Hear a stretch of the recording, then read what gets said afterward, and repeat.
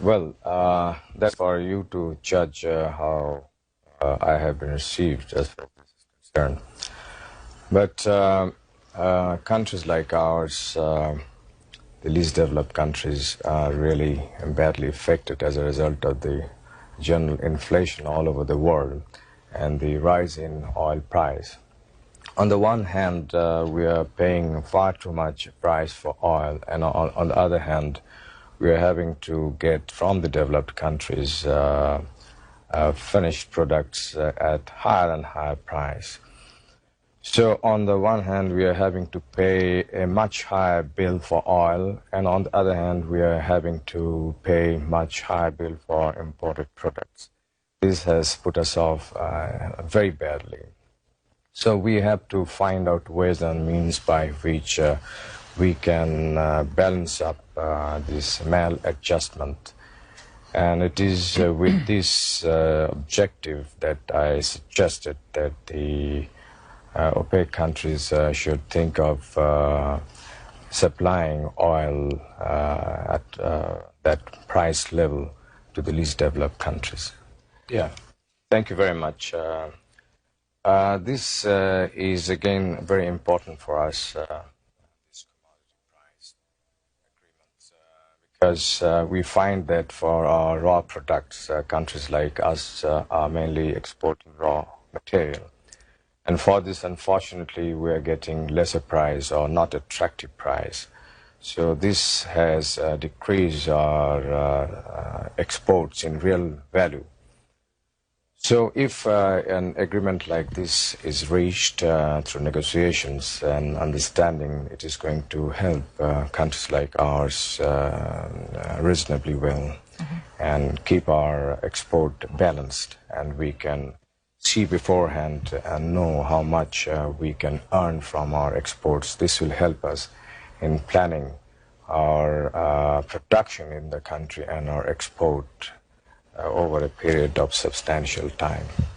Well, as I said this morning, it's not an easy thing, but we got to keep moving with the negotiations and find out new formulas which could be acceptable to all the parties, and especially formulas which will in real time benefit countries like ours. I would like to say one thing, and that is that some of the countries like ours have a lot of untapped resources, unexplored resources, unutilized resources, natural resources. For our country, we can say, such as the gas, natural gas, good prospect for oil, limestone, coal, which have remained unexplored or fully developed. So this way we would be able to foresee our exports and plan our economy. Answer to your first question is that there's nothing like that. This is a thing which have been, I understand, mentioned by others earlier. And we felt that it is better to say it here. And I don't think this has any prospect of, we had no talks with anybody else. If anybody said it, must have said on really many countries, both in the East and the West. The object, one should have understood that we were colonized for a long period, as a result of which we remain undeveloped, whereas we have tremendous resources. Firstly, the land is so fertile, and in agriculture, our return is so low. As I said a few minutes ago, we have several others very valuable natural resources which have remained undeveloped, unexplored. For this, we got to talk to people who have the money, who have the technical know-how. Apart from this, being a new country, I had decided to visit as many countries as possible. And I think these visits have really helped us a lot to project Bangladesh in other countries and discuss with those countries' leaders as to how economic cooperation could be built up. And as a result of these visits, our assistance from abroad has increased over the last 2-3 years, and the economy in our country are gradually picking up. That a few months ago, Bangladesh proposed a forum on the basis of South Asian countries. And this has been well received by the various countries of South Asia region. And the object is that through this forum, we could do many things which will benefit the region as a whole. And under that forum, trade, commerce, and other bilateral relations, regional matters could be discussed, as in case of other regional forums. Let me tell you that up to 1950, our country then, East Pakistan, was self-sufficient in food. And thereafter, till recently, the agriculture sector, not much was done. As a result, with the growth of the population, the requirement of the food went up, but the food production remained low. Now, we have rationing system in our country which is coming over since a long period.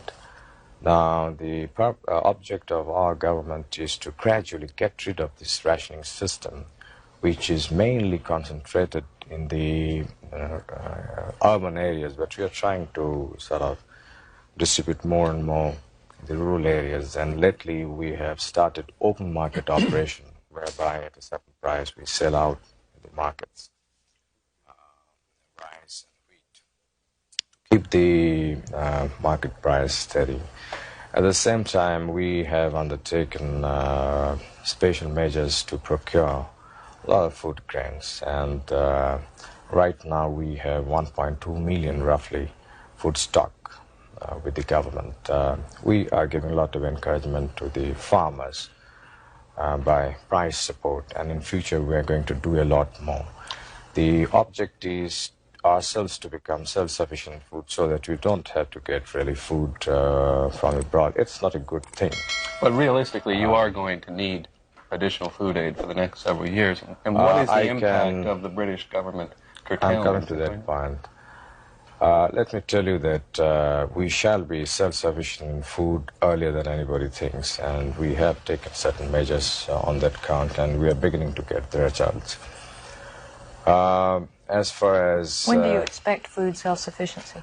I think in the next 2-3 years' time, or maybe a little more, maybe a little less, because we have launched a sort of special program on this count, and we have got very good results, and the next 1 year will give very solid indication about it.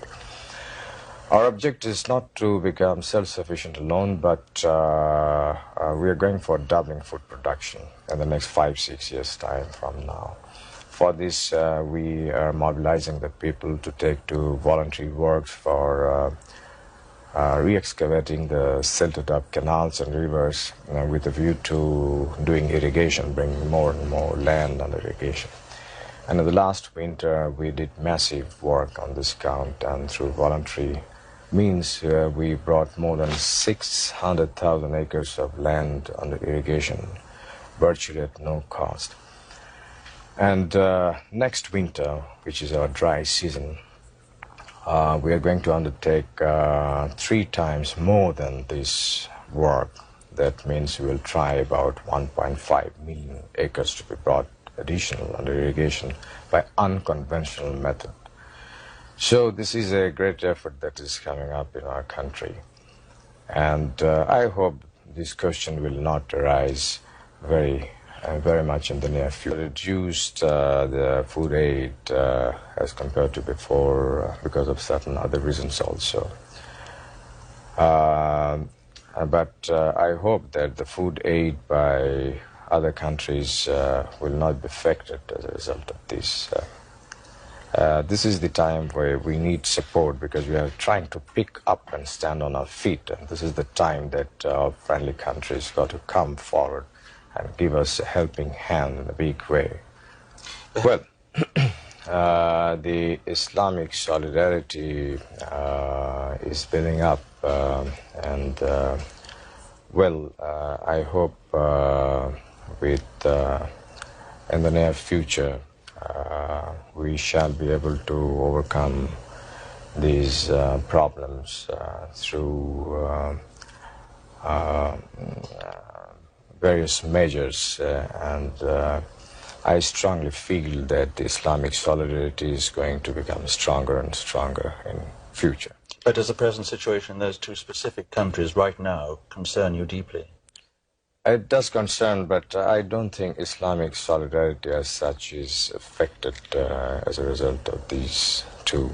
Our position on Afghanistan is quite clear, and we feel that the foreign troops from Afghanistan should be withdrawn, and the people of Afghanistan should be left on their own to choose their system, political, economic, and government system. I precisely don't know, but I think they are making all efforts to work out some understanding with the present Afghan people or government. I don't understand.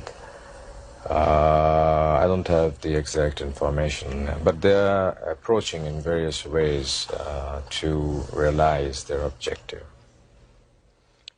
Good, I think that's a very good question.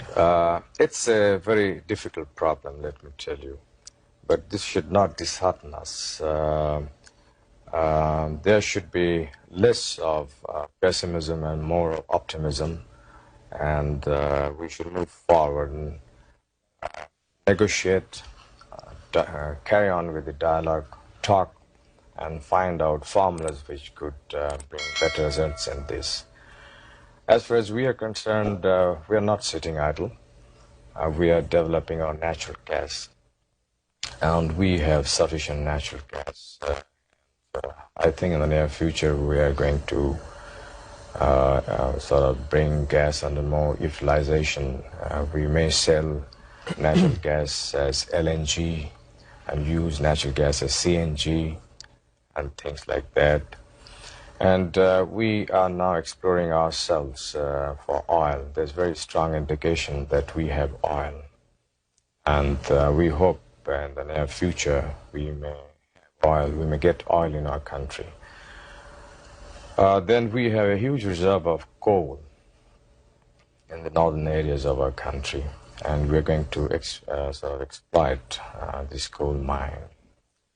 And we're working also on other form of energies to meet our present requirement and also the future requirement. But as time is passing, our own energy requirement is also increasing. Coming around that we got to do something so that the least developed countries do not come under so heavy pressure as a result of the increase in the price of oil. Because we really don't have the means to buy oil at such high rates, yet we need oil for our development, for oil on the land. We have brought now our own rigs, and in a few months' time we would